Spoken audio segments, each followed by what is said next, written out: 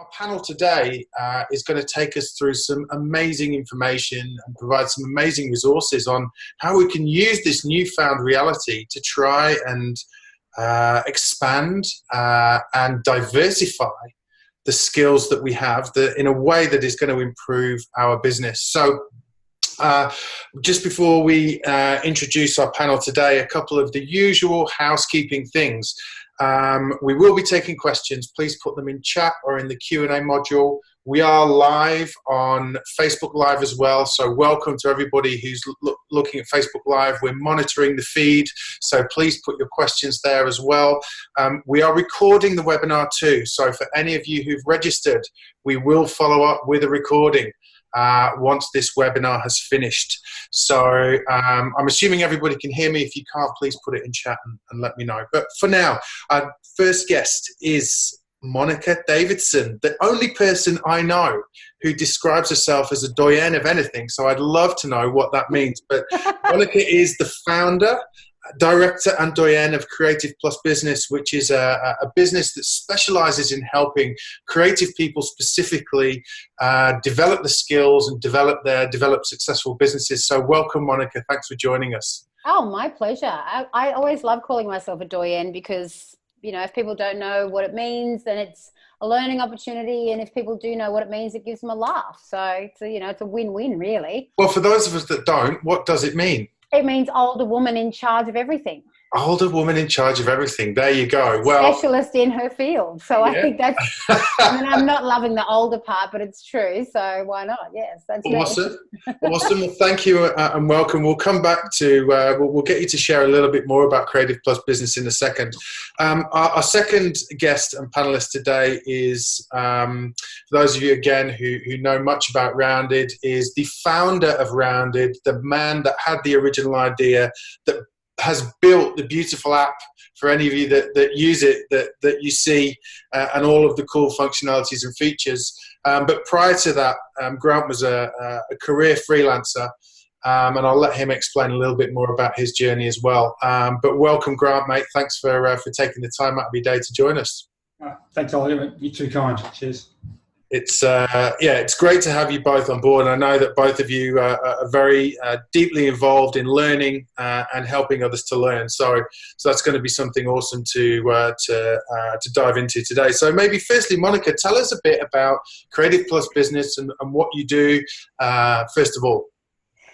Well, Creative Plus Business is a social enterprise, and that means that we kind of have the heart of a not-for-profit and the skin of a commercial organisation.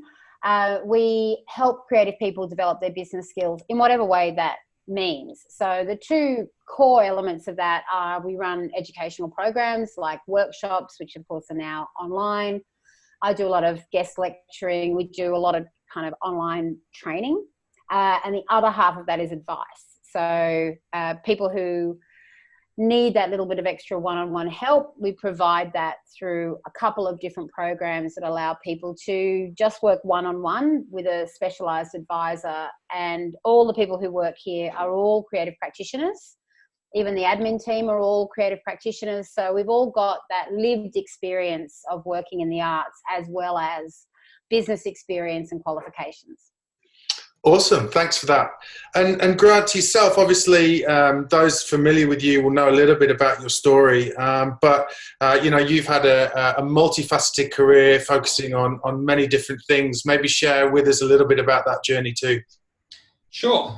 So as Ollie mentioned, I started Rounded sort of 4 or 5 years ago, but prior to that, my career has pretty much been a freelancer since I was in high school, actually.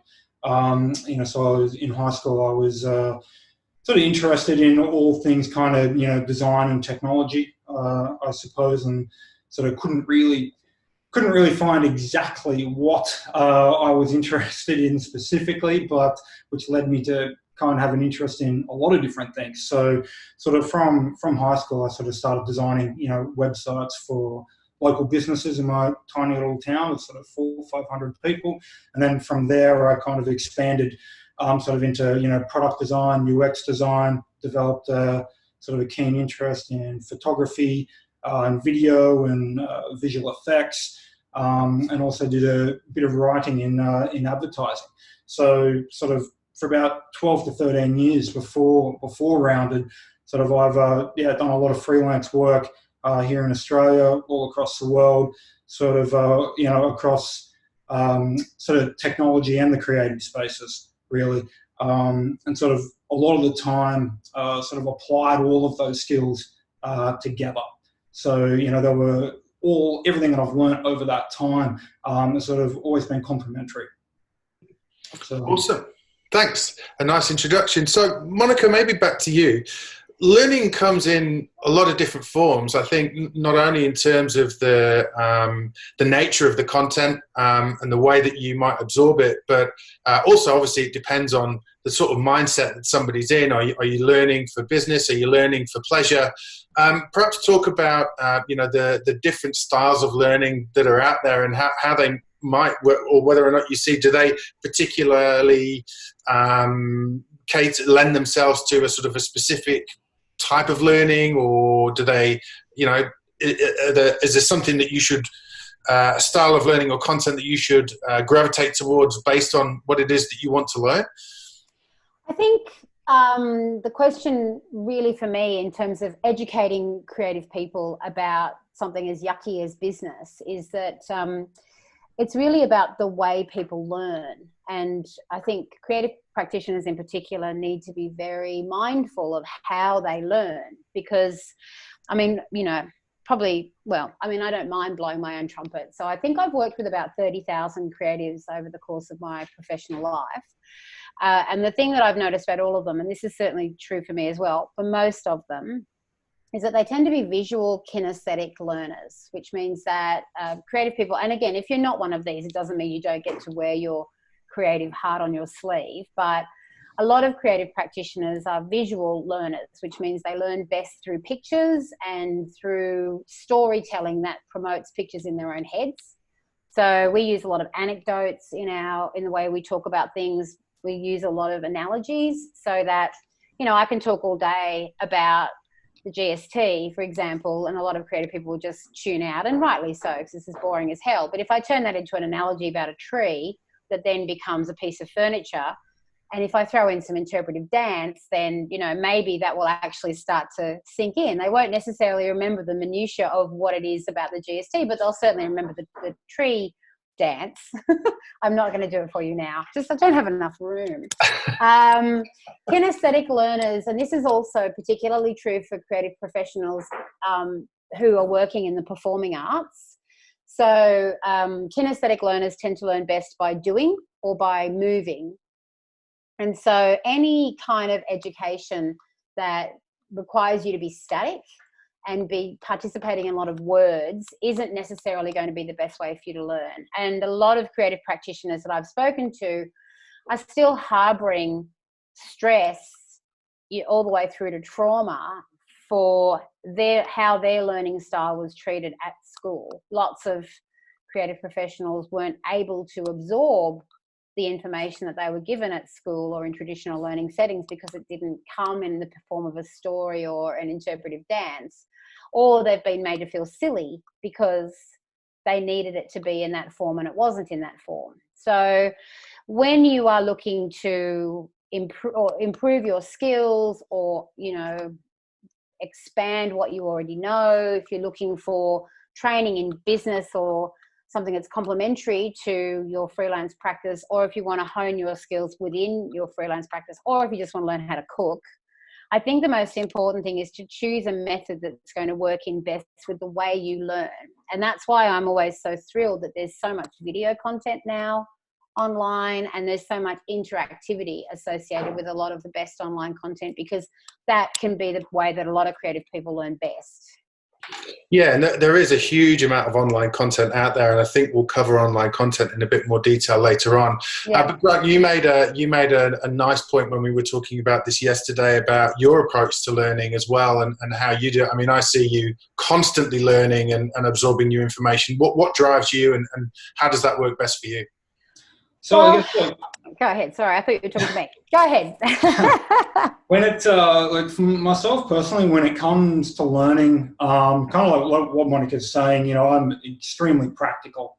So about it, I find it very difficult to actually learn something if it's not in context.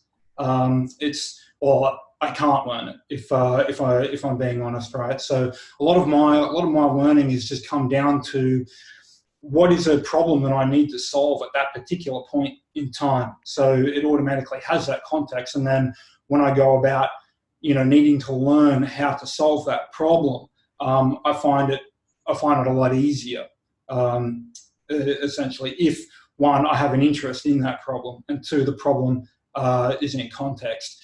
And I think that's what it comes down to when you want to learn something. It's for me, it needs to be very goal orientated, right? If I actually just have a specific mission to learn something, there's so much content out there that's available. But if I really want to learn something, I need to find the material that's as closely related to the goal that I want to achieve. You know, especially when it comes down to, say, you know, code or programming, there's so much like material, there's so much resources out there, but effectively learning that, it comes down to what tutorial that can I find that gets as close to the goal that I want to achieve as possible. And then for me, that's only a surefire way for that to stick.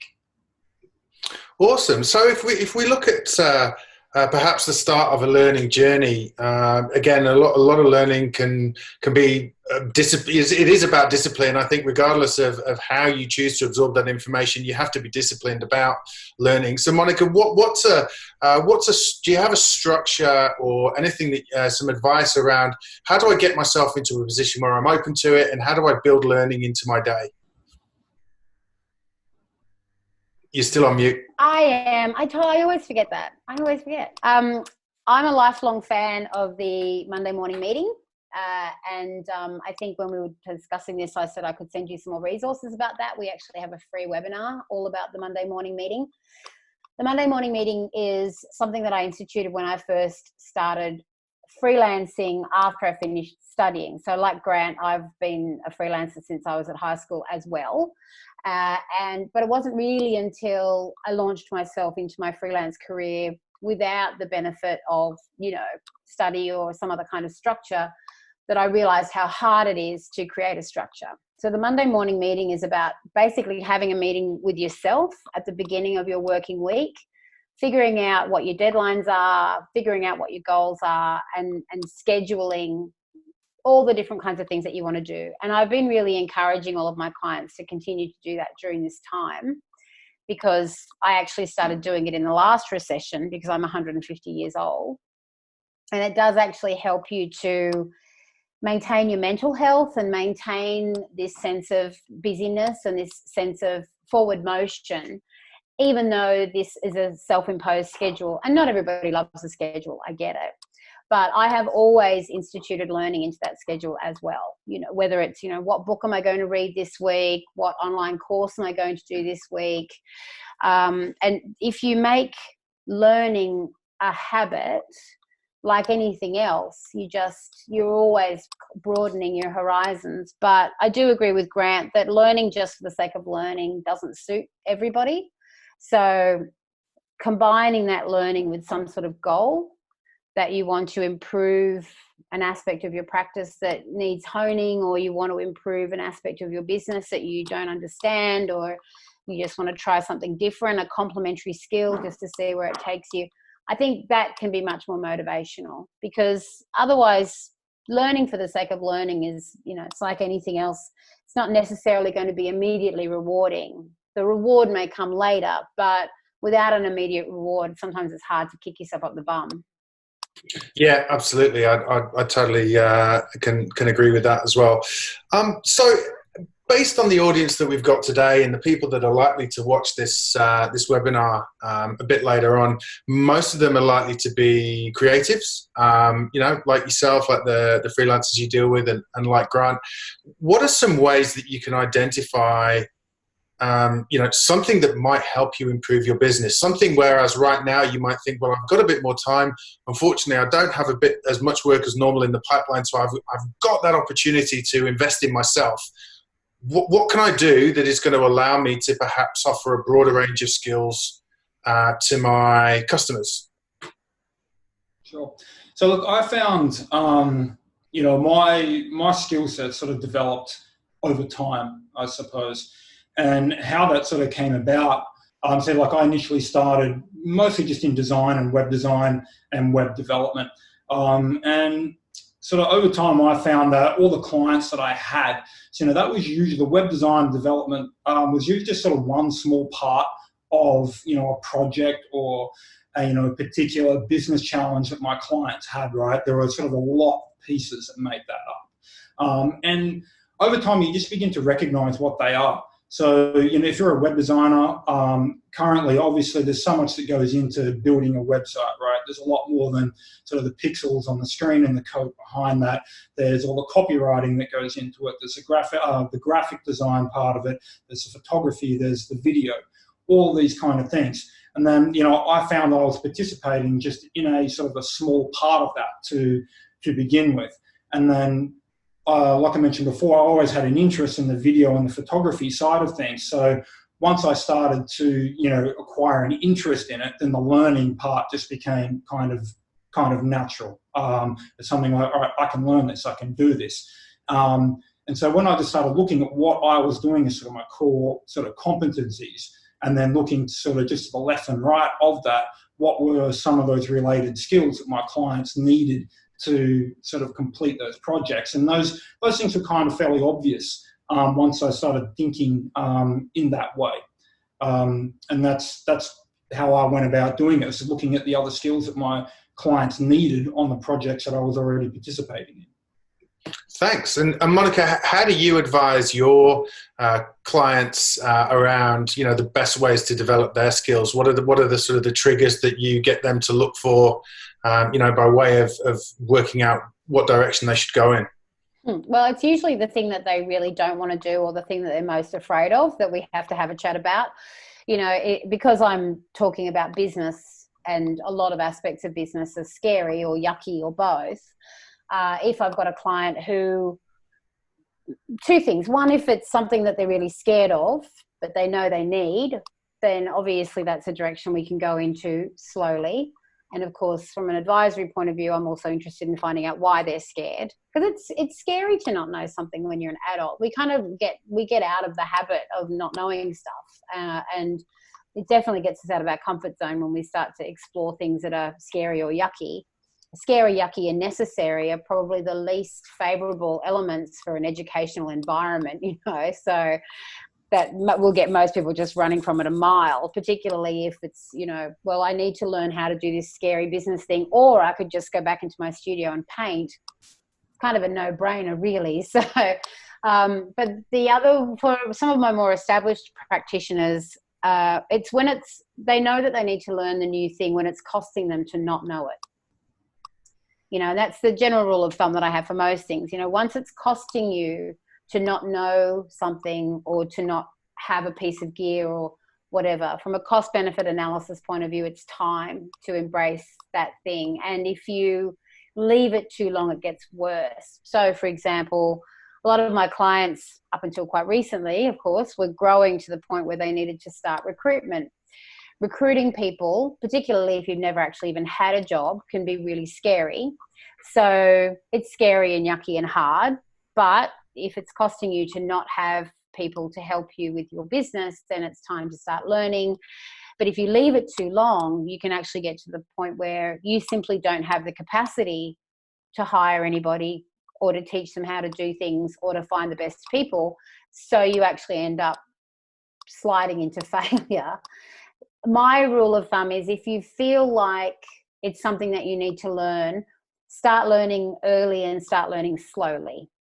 Because it's about reducing your fear and increasing your sponginess for new ideas if you haven't actually been open to that before. Having said all of that, we are an educational organisation and our clients self-select. So whether they're coming along for a workshop or they're coming along for an advisory session, they've already kind of decided that they're ready to challenge themselves and learn something new. We don't really encounter the people who aren't there yet. Yeah, that makes complete sense. So guys, for those in the audience and again on the Zoom room, Monica and Grant are happy to ask questions. So please do put them in the chat feed or in the Q&A module, and I will relay them as we go through the webinar. So any questions you have about approaches to learning, please put them in, and we'll make sure that Monica and Grant get those questions. So I want to move now onto content, because one of the things that I found when I was researching the topic for this webinar is that there's just so much out there, and that's great news, because there's pretty much free learning content that you can find on any topic you can think of, and that's one of the amazing things about the internet. So perhaps Monica, give us some ideas, and I'll come to you, Grant, in a sec, around, you know, where are some of the great places to start, you know, in terms of finding great content. Well, you mean apart from Creative Plus Business, obviously, Yeah, Oliver. obviously, apart from Creative Plus Business, right? Yeah. I mean, obviously, it depends on what you want to learn. So, you know, in terms of what people are fearful of, we get a lot of people coming across through to us who are afraid of anything to do with tax.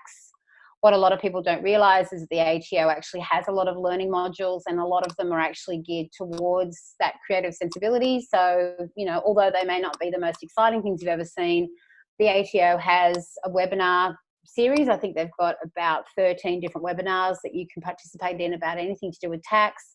They've got a video series. I shouldn't laugh. It's great. It's not awkward or weird at all. They've got a whole video series about how to set yourself up, whether you're a sole trader in a partnership or a company. And they even have ATO TV, which, you know, it might be fun if you're into that kind of thing. You know, if you're interested in learning about marketing, the main place that we send people to is Google Garage, which is a free online learning academy that Google set up. Google Garage. Tell us about that. I've never even heard of that. Oh, there you go. So you've learned something, Oliver. Oh, my God. Look at it, it's happening. So Google Garage was set up by Google, I think initially because there were a lot of third-party educators trying to educate people about search engine optimization and all the sort of things that Google used to do, and Google still does do. And, you know, Google are very interested in making sure that everybody stays inside the Googleverse. So it just was a no-brainer for them to create their own online learning academy, as it's called. And I believe you can get certification in that if you want to. It was originally set up just as a means to teach people more about Google and how to use SEO and how to use analytics and so on. Then it kind of spread out into more aspects of digital marketing. And now you can actually use Google Garage to learn about public speaking. I mean, it's really quite extensive. Most of it's in video form with additional content that you can access, and it's completely free. Obviously, it's also very Google-centric, but I mean, you have to always judge where the information's coming from.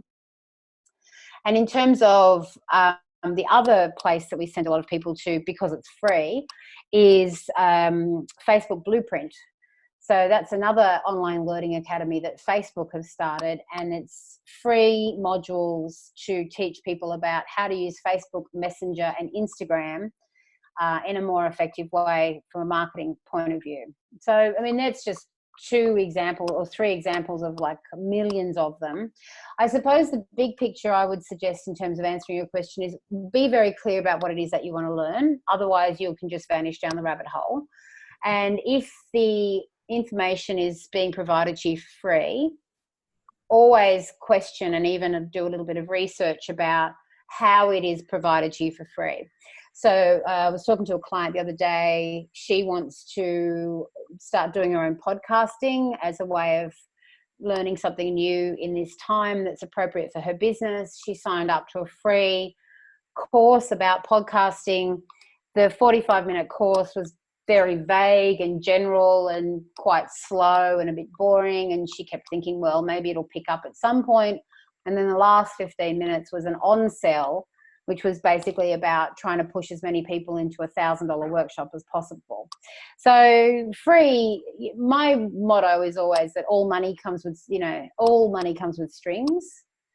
And so anything free also comes with strings. So as long as you know what the strings are, where the strings came from, and you're comfortable with that, I think it's fine. I am, not advocating particularly for either Google or Facebook, but it's pretty clear why they're offering free services. And if you're happy to just kind of block out the marketing aspects of that and take advantage of high quality education, it's fine. Great, that's great advice. Thank you for that. And Grant, maybe coming to you now, mate.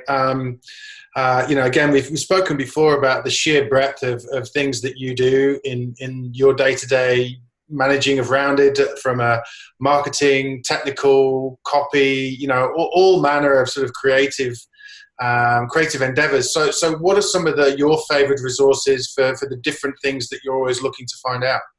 Sure. So I guess how I go about learning new things and finding the resources from that, if I kind of thinking now about where that usually comes from, and I have to say that a lot of it comes from Twitter, where I find like the initial path to that material, right? So on Twitter, obviously, I follow a lot of really sort of well-known designers and developers, photographers, filmmakers, writers, these kind of things. And they're always just constantly posting amazing resources that they've either written themselves or produced themselves, or that they've come across in their own learning, right? And so these kind of people are, constantly sharing this stuff. And so once you kind of, find that vein that they set you down, you sometimes just you're overwhelmed with the amount of content that's actually available to you. So like Twitter usually sets me on the path initially, but I think in terms of what I've taught myself recently, especially around the code side of things, I think YouTube is by far the greatest learning resource that has pretty much ever been created. It is incredible what is on there, but it also it also requires a lot of discipline to use, because obviously the YouTube's a black hole as well, right? So you can so easily get lost there. But if YouTube combined with discipline and a very sort of laser focus on what you want to learn, you can learn anything, usually technical or creative. It's all on YouTube, everything that you could ever want to know. It's just a matter of knowing what you want to learn. And it comes back to that sort of that goal, right? If you go in sort of with vague search terms, you're going to come up with stuff that's usually fairly low quality and not very helpful. But if you have an idea and a goal of what you want to learn, and you're able to put that into a search box, essentially, you will find what you're after. And sort of, I found, especially on YouTube, when I find the results to what I want to learn, before I watch the video, I usually take a look at who's producing that content and looking at all the associated material with it. I find that if someone's only produced one or two kind of sporadic videos on the subject, I'm usually a bit more skeptical as to the quality of it. But like recently, for example, I've been teaching myself Python back-end programming language, and there's a lot of material, but I find that when I find a particular result, I'll look at who's produced it, and there's about three or four different people who have produced just an absolute, just this wealth of knowledge on the topic. And then I usually stick to those three or four people and know that the quality that I'm the content that I'm consuming is quality. And then outside of YouTube, I've very rarely sort of paid for material, but a few things that I have paid for over the years, for sort of photography and video, actually just photography. There's an amazing resource called Flern. We can put all of this, I assume, in the notes afterwards. Flern is just incredible. The other one right now, which is especially good, is Pluralsight. Pluralsight is incredible for sort of IT and code learning. And in April, actually, everything on there is free. They're normally a paid resource, but due to current circumstances, they've made everything on there free. And the other one that I'm constantly referring to is for code again is a website called Free Code Camp. It's an amazing resource. It's thousands and thousands of hours of very well thought out. Very well thought out and very clear and concise tutorials on a whole raft of different programming languages. So that's the kind of, I usually stick to those when it comes to sort of creative and technical things. Haven't really needed to sort of branch outside of that yet, but normally if I come across something that's new, it will usually be on Twitter. That's awesome, and I guess you've made a point there that I've almost sort of written down on my notepad here, community-based learning. So you've embedded yourself in a particular community of people that have a high level of skill in the area that you're interested in, and from there that opens up a way for you to access and perhaps to cut out a lot of the noise, a lot of the stuff that may be more marketing focused, as Monica was talking about there. I had also come up against with Pluralsight, things like that come up pretty quickly. And as I said before, just as a part of researching this topic, if you put in free learning resources on any topic, you come up with an amazing array of both sort of practical and theoretical learning resources. So for instance, I didn't even know that, and I think, Monica, you might have wanted to make perhaps a comment about this as well, but because of skill shortages across the country, there's probably 50 or so TAFE courses that you can register for and go online and do for free with your local TAFE. Grant's mentioned YouTube. LinkedIn Learning, which used to be called lynda.com, is an incredible resource, and they've made a whole heap of video learning resources around how to work from home and those sorts of things, free to access for all LinkedIn members. You've got the Khan Academy, Code Academy, Free Code Camp, Skillshare. I mean, the list is endless and frightening, but perhaps doing your research and finding a community that can help you navigate what those resources are, like Monica and like Twitter and whatever, is a good thing. Now, Monica, did you wanted to talk about some opportunities you had specifically for New South Wales freelancers? Oh, yes, I do. But also we run regular webinars too about certain specific topics to do with creative business and creative entrepreneurship, and they're always free and they're always there. We have our regular tax one that we do in June, which is thrilling for you guys. I'm sure you know all about that already. We have a year in review that we do every December, and then throughout the year we'll just do a deep dive into something. So the one that we're doing next, I believe, is about passive income. So what does that mean and how to make that happen, and so on and so forth. So people can just go to our website and go onto the webinars page. I'll send you the link, Oliver, so you can share it. They're all completely free, and I think we're a reliable resource. If practitioners are based in New South Wales, then we are also part, and I'm sorry I can't spread it out to the whole of Australia, unfortunately, but we're involved in a program called New South Wales Business Connect, which is funding from the state government through the Department of Treasury to provide free workshops and 4 hours of one-on-one advisory support for creative practitioners in New South Wales. There's no catch. Well, there's a slight catch. Our funding runs out on the 30th of June, but between now and the 30th of June, and hopefully it will be extended because there's a lot of demand, but there's absolutely no catch. If you're based in New South Wales, if you've got an address here in New South Wales, then you can sign up for that program and you can participate in online workshops, which are all free, and you get 4 hours of free advice, mentoring support, a shoulder to cry on, someone to give you their opinion, with one of my creative industries specialists. So we are the creative industries specialists for the whole state, and I have 8 advisors who are all skilled creative practitioners in their own right, as well as, business owners and entrepreneurs and people with the lived experience of running their own businesses who can help.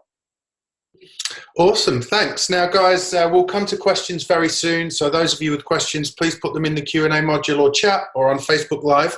But I wanted to sort of perhaps a final question, which is, if you take somebody who's, taken some time to learn and refine a new skill, they want to be able to, perhaps monetize that skill.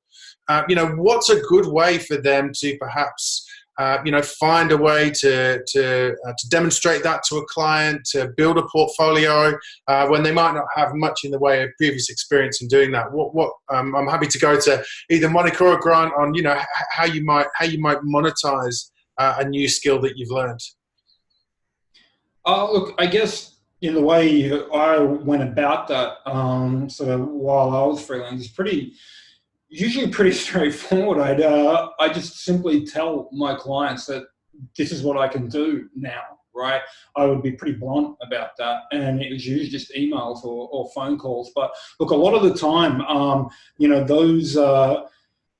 what I would normally try and do is get a bigger understanding of the project that they're trying, to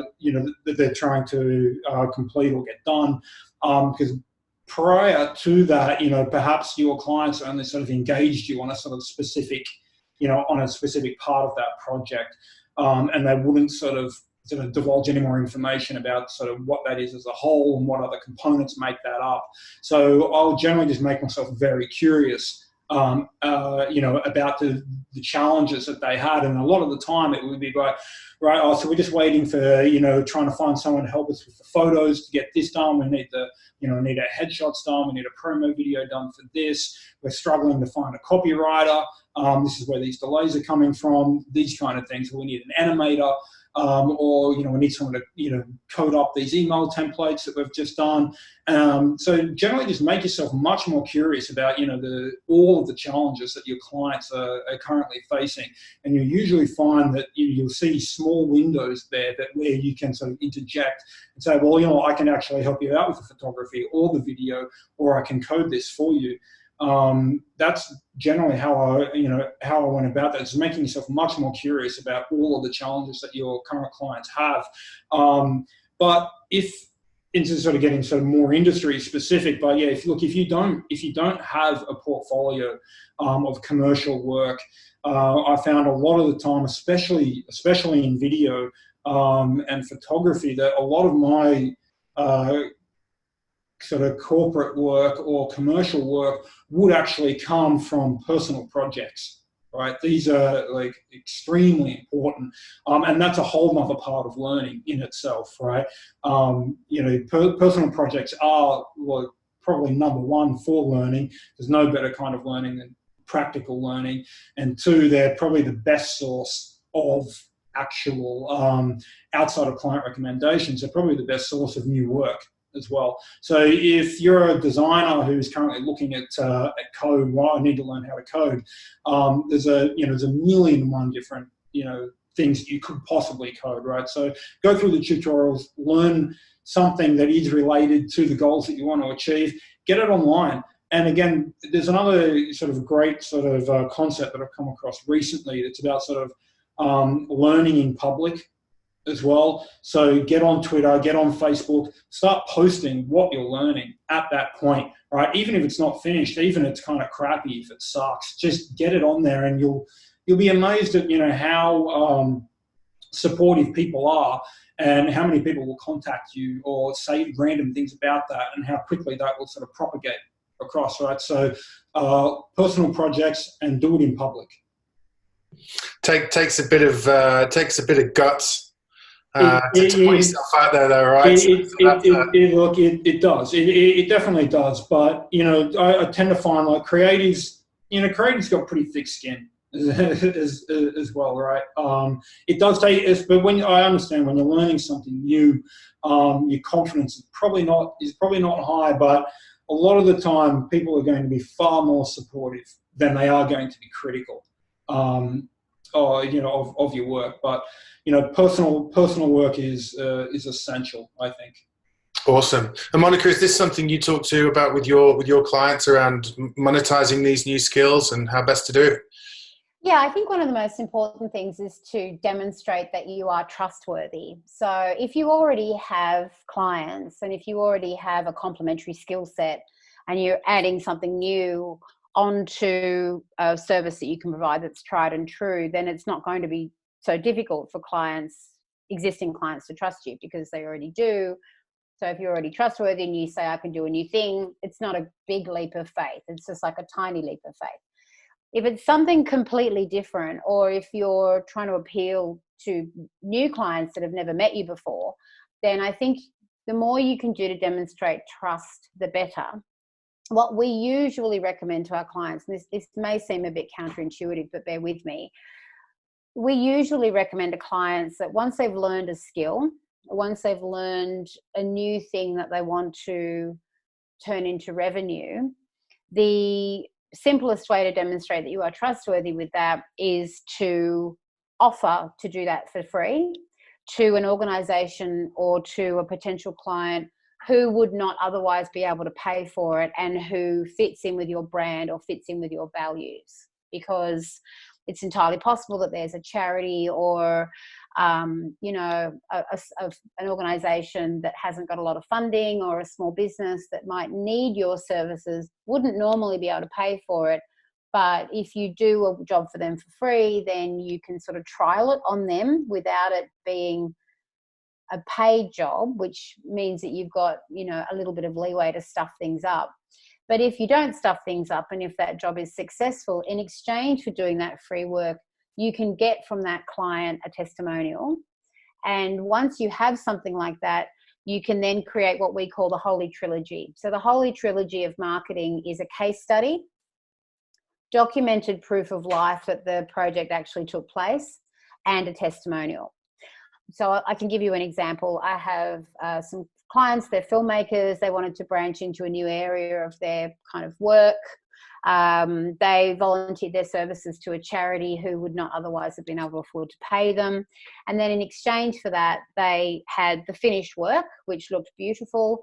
They had a testimonial from the client talking about how great it was to work with them. And they had a little case study about how the work came about, what the brief was, how they decided to meet the brief. At no time is it mentioned anywhere in this marketing material that the work was provided for free, because as Grant said, with work that you're doing for free or for personal projects, you don't have to necessarily outline whether or not you were paid. I don't think that payment equals a tick to say that you're a professional at what you do. In the arts, you can't really afford to think that way. You're a professional at what you do because you're doing it in a professional way. Whether or not you get paid for it is sometimes nobody's business. But that then you can use that on a website, you can use that on LinkedIn, you can talk about it on your social media. And rather than saying to people, you can trust me because I can do a thing, you can actually refer people to this case study and say, look, I did a thing for these people and they trust me. And you know yourself when it's almost like capturing word of mouth in a bottle when you can do something like that.